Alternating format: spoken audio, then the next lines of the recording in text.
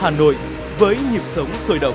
Bất cứ lúc nào, người ta cũng thấy những chuyển động khắp nơi trên các con phố. Những màu sắc mà chúng ta có thể gặp ở khắp mọi nơi khiến chúng ta bị thu hút. Và những âm thanh của cuộc sống phát ra từ mọi ngóc ngách của các con đường.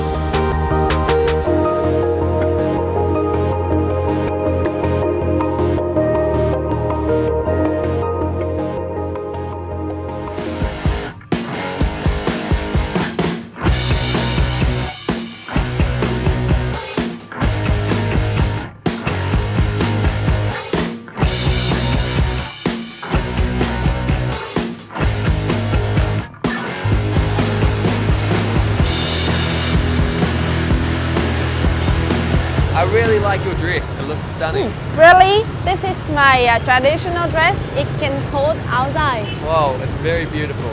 Do you know why today I dress like this? Is it because you want to take me to the water puppetry? So we will go to the Vietnam National Puppetry Performances Theater and then we will show it. Awesome. Sounds great. Okay, so let's go. Let's go. Okay.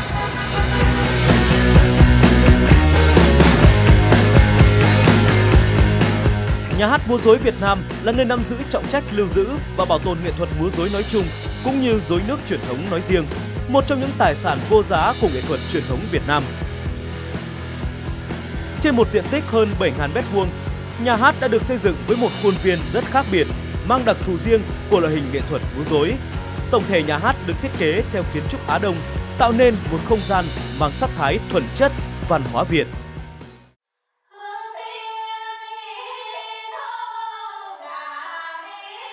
Rối nước đã ra đời ở Việt Nam cách đây hàng ngàn năm từ những công việc đồng áng của người nông dân.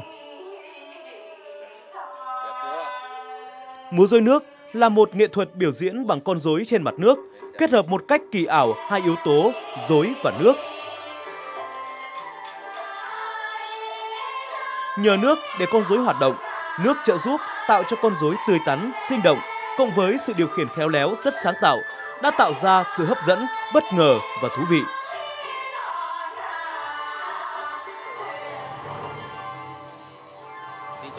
Rối nước gắn bó với âm nhạc truyền thống, thường là các làn điệu chèo hoặc dân ca đồng bằng Bắc Bộ.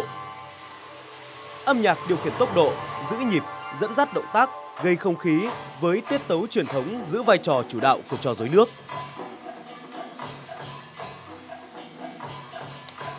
Múa rối nước là môn nghệ thuật đặc sắc ra đời từ nền văn minh lúa nước. Từ một nghệ thuật mang yếu tố dân gian, múa rối nước đã trở thành một nghệ thuật truyền thống và là loại hình sân khấu diễn xướng mang đậm bản sắc văn hóa của cư dân trồng lúa nước vùng đồng bằng Bắc Bộ.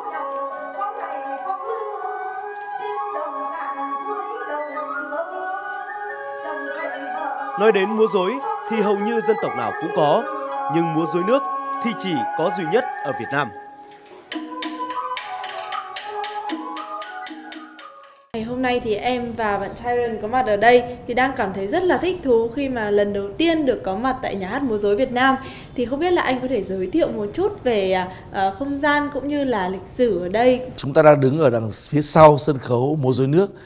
Các cụ vẫn nói là đứng sau thủy đình đấy. Và sân khấu múa rối nước thì người ta gọi là một cái thủy đình, nó dựng trên mặt nước. Và phía sau đó là hậu trường của cái việc chuẩn bị cho biểu diễn của một chương trình múa rối nước. Như tất cả chúng ta thấy, đây là những con rối là biểu diễn trong chương trình rối nước truyền thống của nhà hát múa rối Việt Nam. Chúng tôi vẫn thường diễn chương trình này để phục vụ cho khán giả trong nước cũng như khán giả quốc tế khi muốn tìm hiểu về cái nét nghệ thuật truyền thống độc đáo, độc nhất vô nhị của Việt Nam. Chúng ta đang thấy là chúng ta có một số những con rối tiêu biểu.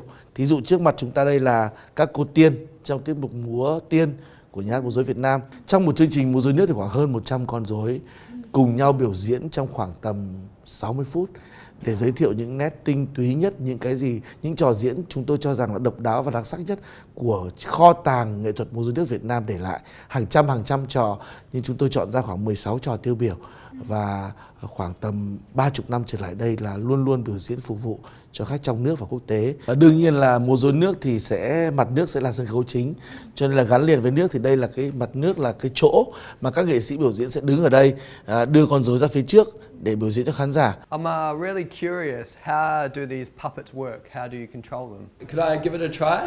Yes, of course. Awesome. First have to wearing the clothes. Okay.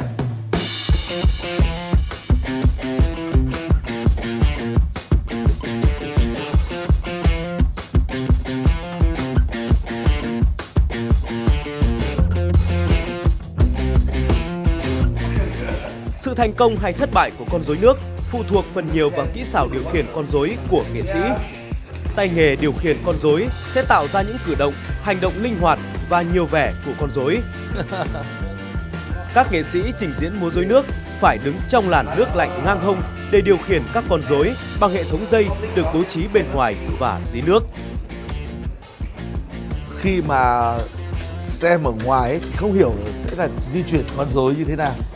Nhưng mà khi vào đây thì bạn sẽ hiểu hơn rất là nhiều. Tùy theo con rối, một người biểu diễn có con rối là 2 người biểu diễn, có con rối là 4 người biểu diễn một con rối, thậm chí 5 người cùng nhau diễn một con rối. 4, 5, 6, 7, 8, 1, 8, 2, 8, 3, 4, 5, 6, 7, 8. You have to practice like a puppet.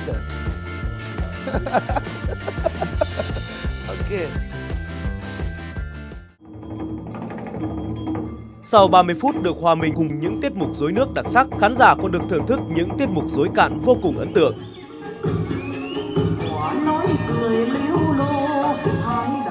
Nhà hát múa rối Việt Nam là nhà hát sở hữu rất nhiều vở diễn, chương trình rối cạn với những thử nghiệm đầy mới lạ, hấp dẫn, đã gây được tiếng vang, giành nhiều giải thưởng cao trong các kỳ liên hoan trong nước và quốc tế.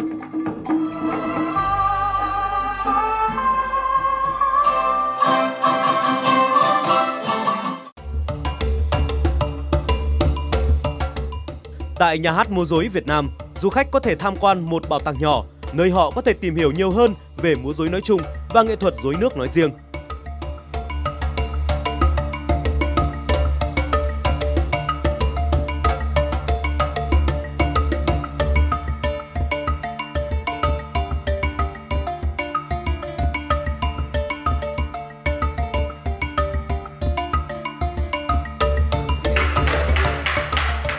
Đặc biệt là được tận mắt theo dõi công đoạn làm ra những con rối.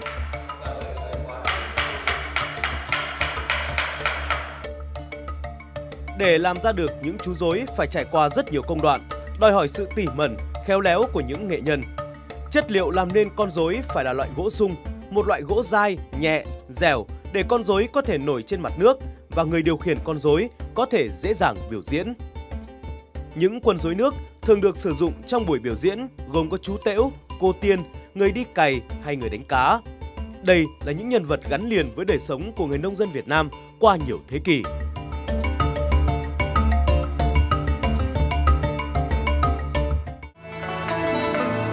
Trong khuôn viên của nhà hát múa rối Việt Nam còn có không gian văn hóa ẩm thực góc Hà Nội, nơi du khách dừng chân nghỉ ngơi trước và sau mỗi suất diễn. Góc Hà Nội được thiết kế như một không gian kiến trúc Việt cổ nằm yên bình trong khuôn viên nhà hát múa rối Việt Nam. Tại đây có thủy đình giữa hồ biểu diễn rối nước. Không gian văn hóa ẩm thực mang lại cho du khách một cảm nhận thân thuộc và gần gũi.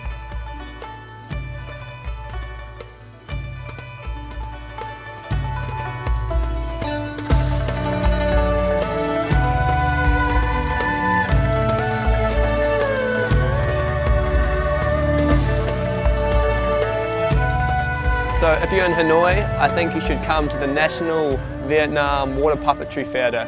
It's really great, it's a must-see, you must do it. Yeah, you must do it when you are in Hanoi. And now it's time to say goodbye. Hope that you have great time with us. Yeah, goodbye!